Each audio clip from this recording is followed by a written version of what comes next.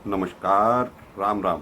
BNA network के YouTube channel पर आपका स्वागत है। मैं हूं कुलभूषण। अगर आप अभी तक हमारे चैनल से नहीं जुड़े हैं तो कृपया चैनल को सब्सक्राइब कर लीजिए। मेरा आज का कंटेंट और विश्लेषण आपको पसंद आता है तो लाइक भी जरूर कीजिए। महाराष्ट्र चुनाव में तीसरे दिन वोटिंग होने वाली है, यानी 20 नवंबर को महाराष्ट्र में वोट डाले जाएंगे। महायुति और महाविकास अघाड़ी के बीच में घमासान जारी है। बात उद्धव ठाकरे की, जो औरंगाबाद यानी संभाजी नगर जिले में थे और एक रैली को संबोधित कर रहे थे। रैली को संबोधित करते करते उन्होंने अब्दुल सत्तार, जो कि शिंदे की पार्टी में हैं, उसको हराने के लिए जनता से भीख तक मांग डाली।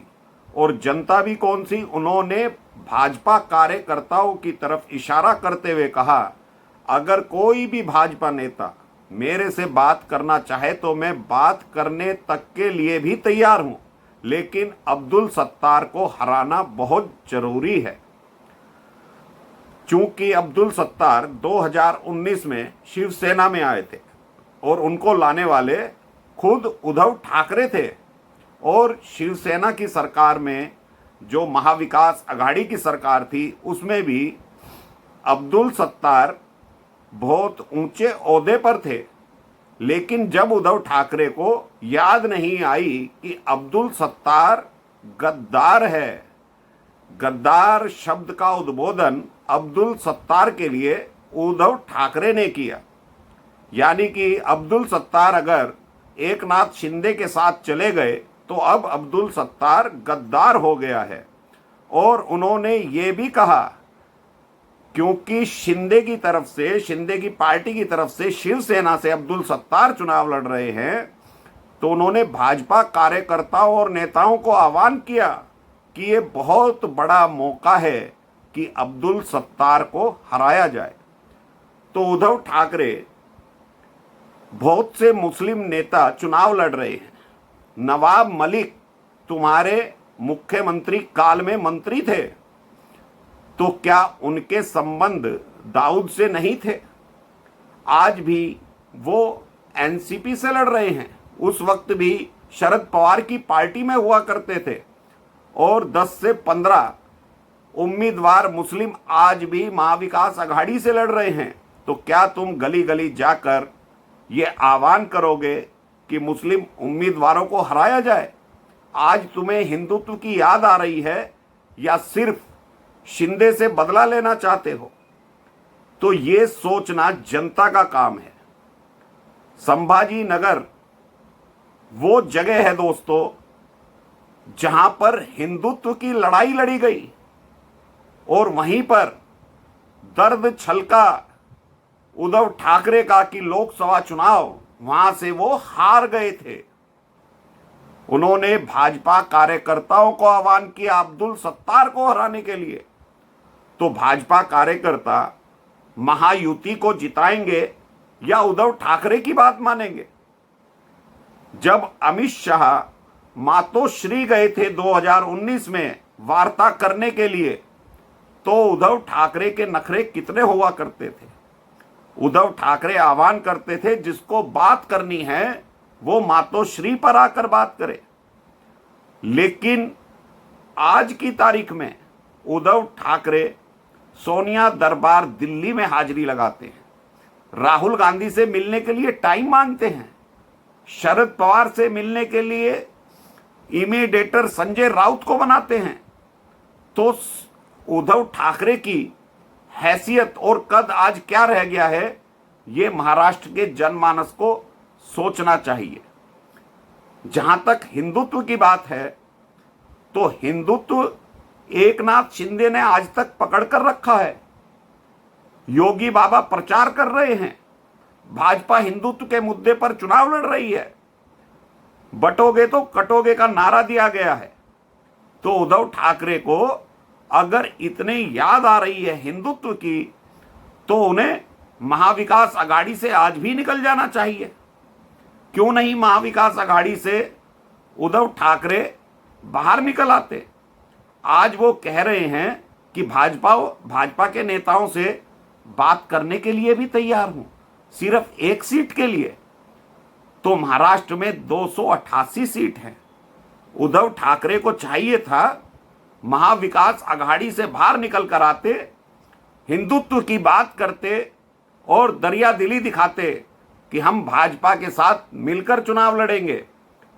उन्होंने बाला साहब का मातोश्री मुस्लिमों के लिए गिरवी रख दिया। 10-12 हजार की भीड़ मुस्लिमों की वक्फ बोर्ड के मुद्दे पर मातोश्री को घेर लेती है और उद्धव ठाकरे कहते हैं हम तुम्हारे साथ हैं।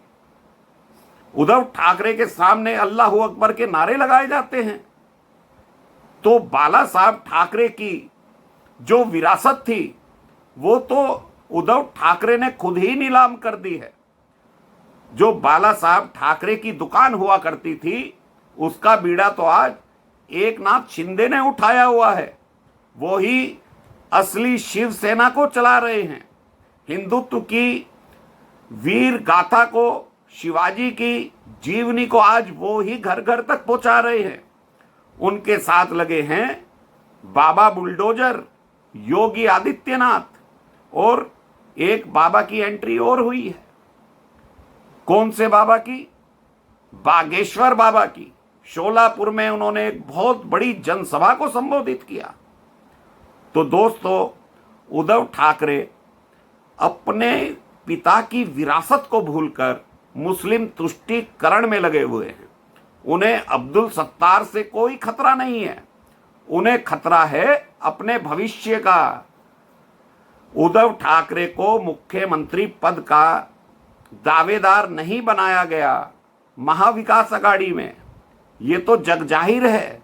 तो उद्धव ठाकरे चुनाव क्यों लड़ रहे हैं, प्रचार क्यों कर रहे हैं, जब उनको मालूम है, उन्हें मना कर दिया गया है कि तुम मुख्यमंत्री पद के दावेदार नहीं हो, तो वो महाविकास आघाड़ी का झंडा क्यों उठाकर चल रहे हैं। आज वो कहते हैं अब्दुल सत्तार जीतेगा तो बहुत गुंडागर्दी फैल जाएगी। तो पालघर में क्या हुआ था उद्धव ठाकरे? पालघर में साधु संतों की हत्या हुई थी, तुमने क्या कार्रवाई की? कोई कार्रवाई नहीं की। और हिंदुत्व की बात करते हो, हिंदुत्व को तुमने मुस्लिमों के नीचे कुचलकर रख दिया है। शरद पवार की हर बात को तुम मानते चले आए हो। सोनिया दरबार में हाजिरी लगाने दिल्ली पहुंच जाते हो और बात बाला साहब की करते हो कि एकनाथ शिंदे ने मेरी पार्टी को चुरा लिया। चोरी वहां की जाती है उद्धव ठाकरे जहां घर में कोई ना हो, घर बंद हो तो उस घर में चोरी की जा सकती है। जब घर का मुखिया ही आंख बंद करके बैठा हो तो उसके जो परिवार वाले हैं वो चुपचाप अगर घर से निकल जाएं, उसे चोरी नहीं कहते, उसे गद्दार नहीं कहते। तो एकनाथ शिंदे ने कोई गद्दारी नहीं करी। एकनाथ शिंदे, उन्हें मालूम भी नहीं था कि भाजपा उन्हें मुख्यमंत्री बना देगी। वो तो सिर्फ तुम्हारी कारगुजारियों की वजह से अपने विधायकों के साथ तुम्हारे यहां से चुपचाप चले गए थे और तुम स्टेज पर रोने लगे थे। और यहां तक उद्धव ठाकरे ने बोल दिया कि अगर मेरे विधायक जीत कर नहीं आते, अगर मैं मुख्यमंत्री नहीं बनता तो मैं राजनीति से संन्यास ले लूंगा। एक नेता जिसकी हुंकार से महाराष्ट्र कांप जाया करता था, बाला साहब ठाकरे, उसका पुत्र गीदड़ों जैसी बातें कर रहा है, रोने लगता है, भीख मांग रहा है कि मेरे उम्मीदवार को जितवा दो, भाजपाइयों से आह्वान कर रहा है कि अब्दुल सत्तार को हरवा दो। तो ये किस तरह का चरित्र उद्धव ठाकरे का हो गया है। आमने सामने की लड़ाई है, चुनाव लड़ रहे हैं, जो जीतेगा वो ही सिकंदर माना जाएगा। लेकिन उद्धव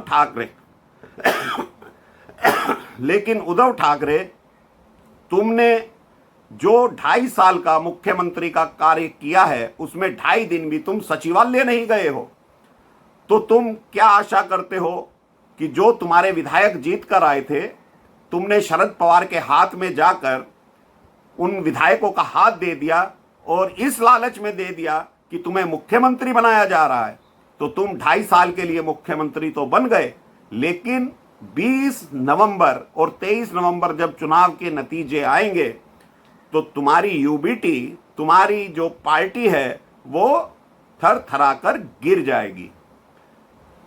जो मुकाबला होने जा रहा है उसमें चाहे महायुति हो या महाविकास आघाड़ी हो, मुकाबला कांटे का है, लेकिन योगी आदित्यनाथ और प्रधानमंत्री नरेंद्र मोदी ने जो माहौल बनाकर रखा है उससे तो यही लग रहा है उद्धव ठाकरे समझ गए हैं कि महायुति की सरकार आने वाली है। और ये वो उद्धव ठाकरे हैं जो स्टेज पर खड़े होकर झोली फैलाकर भाजपाइयों से भीख मांग रहे थे। अरे बाला साहब से मिलने के लिए तो अटल बिहारी और लाल कृष्ण आडवाणी जैसे नेता मातोश्री पर जाते थे। बाला साहब ने कभी भीख नहीं मांगी। तुमने कांग्रेस के हाथों अपनी शिवसेना को गिरवी रख दिया था, लेकिन हिंदुत्व की शिवसेना आज शिंदे के पास है और भाजपा के साथ मजबूती के साथ चुनाव लड़ रही है। आने वाला 23 नवंबर बताएगा ऊंट किस करवट बैठेगा, लेकिन उद्धव ठाकरे की राजनीति फिलहाल खत्म होती नजर आ रही है। उद्धव ठाकरे मुद्दे तो बहुत चला रहे हैं, गुजराती का चला रहे हैं, महाराष्ट्रियन का चला रहे हैं, लेकिन कोई मुद्दा चलने वाला नहीं है। मुद्दा सिर्फ एक ही रह गया है, बटोगे तो कटोगे। ये मुद्दा आज महाराष्ट्र के चुनाव में गांव गांव तक पहुंच गया है और उद्धव ठाकरे के उम्मीदवारों को तो गांव में घुसने भी नहीं दिया जा रहा। जो लोग उद्धव ठाकरे की रैली में नाराए तकदीर का नारा लगाते हैं, अल्लाहू अकबर का नारा लगाते हैं, तो हिंदू समझ रहा है कि उद्धव ठाकरे ने अपनी असमत यानी अपनी इज्जत इन लोगों को गिरवी रख दी है। बाला साहब की विरासत को उद्धव ठाकरे ने बेच दिया है। तो उद्धव ठाकरे हिंदुत्व के मुद्दे पर कोई बात ना ही करें तो अच्छा है। उसके लिए एकनाथ शिंदे और भाजपा अभी जीवित है और योगी आदित्यनाथ जैसे नेता अभी देश में जीवित हैं। तो दोस्तों अभी के लिए इतना ही। मेरा कंटेंट, मेरा विश्लेषण आपको पसंद आए तो लाइक जरूर कीजिएगा, चैनल को सब्सक्राइब कर लीजिएगा और बेल आइकॉन जरूर दबा लीजिए। धन्यवाद। नमस्कार। भारत माता की जय।